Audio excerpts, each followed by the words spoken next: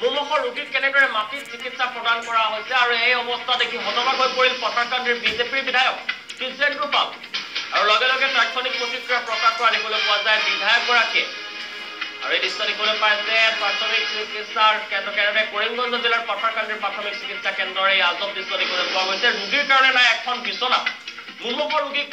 পালাই থোৱা হয় মাটিতে আৰু এই অৱস্থা দেখি হতবাক হৈ পৰিল পথাৰকান্দিৰ বিজেপিৰ বিধায়ক কৃষ্ণেন্দু পাল পালে কালি ভ্ৰমণ কৰিছিল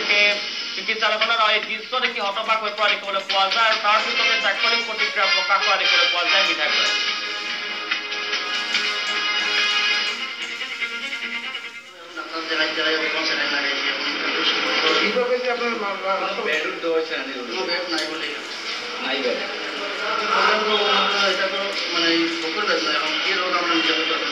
আপনি কিরকম মনে করেন এই যে নিচের মধ্যে ফ্লাইট ওয়ার্ক আছে এটা মনে করেন না আমি তো প্রথমে আয়া দেখে মনে পাস কোনো বেটার কোনো সিস্টেম নাই কোনো বেটার সিস্টেম নাই শুধু ডেলিভারি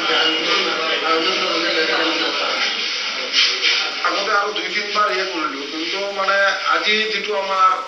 মানে হসপিটালের মাঝে আপনি চাও এই যে ম্যালেরিয়া ডিপার্টমেন্ট গোটে হসপিটালের মাঝে একটা ভাল বেড নাই মানে গোটে পাতারকান্দি কনস্টিটুয়েন্সির এই যে মানে হেলথ সেক্টরটো ইমানই হল আজি ডিসিজে মই আইছো আই দেখি পালো যে একদম গোটে মানে ইমান অপরিচ্ছন্ন আর এনেকে মানে ম্যালেরিয়া ডিপার্টমেন্ট অফিসার বই আছে তাতে খরচ আপনার এটা ভাল শৌচালয়ের ব্যবস্থা নাই তেওঁলোকে গভর্নমেন্টে বনাই দিছে কিন্তু তেওঁলোকে এটো মেইনটেইন নকৰে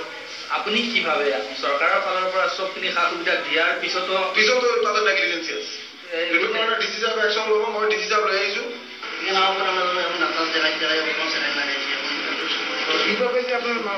বেড দোষ আছে বেড নাই বলে